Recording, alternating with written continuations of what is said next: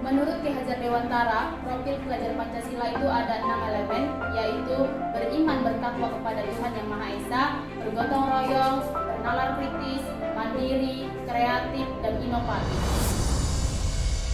Harapan pencapaian di sekolah, standar nasional pendidikan khususnya, standar kompetensi kelulusan, dasar pengelolaan pendidikan, standar pendidikan dan tenaga kependidikan, dan standar proses dalam rangka menciptakan budaya positif, menerapkan disiplin positif, dipraktikkan untuk menghasilkan murid-murid yang berkarakter, disiplin, santun, jujur, peduli, dan bertanggung jawab. Budaya positif di sekolah merupakan hal yang sangat penting untuk diwujudkan. Melalui budaya positif akan menciptakan lingkungan positif, lingkungan yang aman, nyaman, menyenangkan, sehingga membuat murid betah ada di sekolah. Terwujudnya lingkungan positif di sekolah ini dapat dilakukan melalui penumbuhan disiplin positif. Budaya positif dapat dilakukan dengan menerapkan konsep-konsep disiplin positif, motivasi perilaku manusia, posisi kontrol restitusi, keyakinan sekolah, dan segitiga restitusi di sekolah. Kemudian keyakinan kelas atau sekolah merupakan nilai-nilai kebajikan universal yang berkembang tanpa membedakan suku, agama, ras, negara, dan sebagainya. Melalui keyakinan kelas ini, diharapkan murid dapat memiliki motivasi internal dalam berperilaku baik. Murid tetap melakukan perilaku baik bukan karena hukuman atau penghargaan, namun karena ingin menjadi orang yang mereka inginkan dan menghargai diri sendiri dengan menjunjung nilai-nilai yang mereka yakini.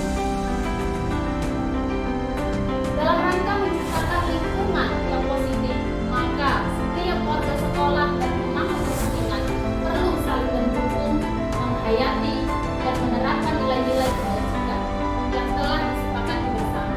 Dapat menerapkan tujuan nilai mulia tersebut, maka seorang pemimpin pembelajaran perlu berjiwa kepemimpinan sehingga dapat mengembangkan sekolah dengan baik agar terwujud suatu budaya sekolah yang positif sesuai dengan standar kompetensi pengelolaan yang telah ditetapkan.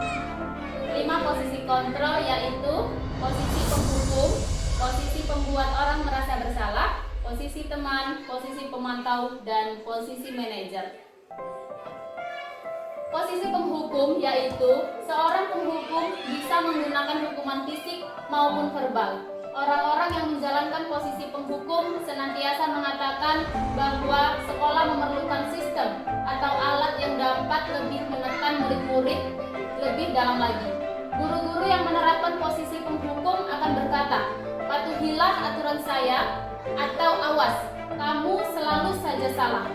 Selalu, pasti selalu yang terjadi selesai. Guru seperti ini senantiasa percaya hanya ada satu cara agar pembelajaran bisa berhasil, yaitu dengan cara dia. Posisi pembuat orang merasa bersalah. Pada posisi ini biasanya guru akan bersuara lebih lembut, membuat orang merasa bersalah akan menggunakan kemungkinan yang membuat orang lain merasa tidak nyaman, bersalah, ataupun rendah diri. Kata-kata yang keluar dengan lembut akan seperti ini. "Ibu sangat kecewa sekali dengan kamu. Berapa kali Bapak harus memberitahu kamu ya? Bagaimana coba kalau orang tua kamu tahu kamu berbuat begini?" Di posisi ini murid akan memiliki penilaian diri yang buruk tentang diri mereka. Murid merasa tidak berharga dan telah mengecewakan orang-orang yang disayangi.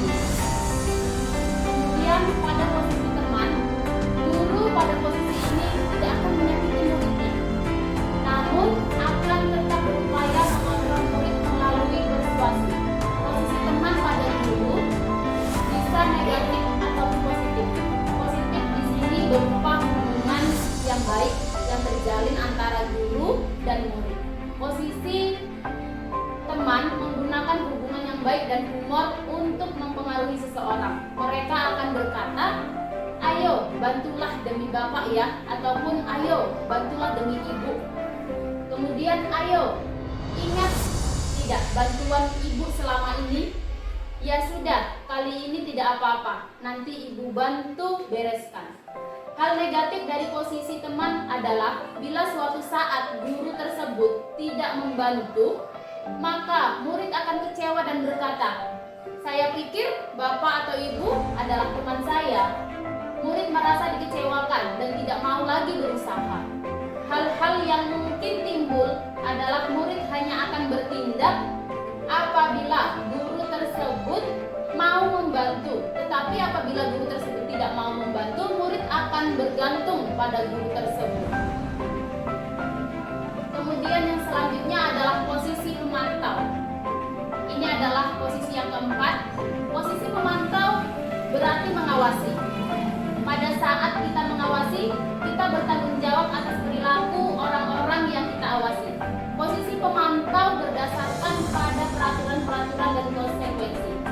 Dengan menggunakan sanksi ataupun konsekuensi, kita dapat memisahkan hubungan pribadi kita dengan murid. Sebagai seorang yang menjalankan posisi pemantau, pertanyaan yang diajukan biasanya, peraturannya apa? Kemudian, apa yang telah kamu lakukan? Lalu, sanksi atau konsekuensi apa yang sudah kita sepakati?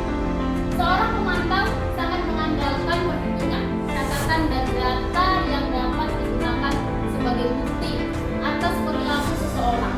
Posisi ini menggunakan stiker, slip catatan, dan daftar cek. Posisi pemantau sendiri berawal dari teori stimulus respon yang menunjukkan tanggung jawab guru untuk mengontrol murid. Kemudian posisi yang terakhir, ini adalah posisi yang diharapkan semoga kita sebagai guru dapat menerapkan posisi yang terakhir ini, yaitu sebagai seorang manajer. Manajer adalah posisi mentor di mana guru berbuat sesuatu bersama dengan murid, mempersilahkan murid untuk mempertanggungjawabkan perilakunya, mendukung murid agar dapat menemukan solusi atas permasalahannya sendiri. Seorang manajer adalah memiliki keterampilan di posisi teman maupun pemantau. Dan dengan demikian, bisa jadi di waktu-waktu tertentu kembali pada kedua posisi tersebut bila diperlukan. Namun, bila kita menginginkan murid-murid kita yang menjadi manusia yang merdeka, mandiri, bertanggung jawab, maka kita perlu mengacu pada restitusi yang dapat menjadikan murid kita seorang manajer bagi dirinya sendiri. Di manajer, murid diajak untuk menganalisis kebutuhan dirinya dan kebutuhan orang lain. Baik ibu-ibu, mungkin hanya sampai di sini saja pembahasan dari 5 posisi kontrol, yaitu posisi merasa bersalah, posisi penghukum, kemudian posisi teman, posisi pemantau, dan posisi manajer. Dan saya akhiri, Assalamualaikum warahmatullahi wabarakatuh dan selamat pagi.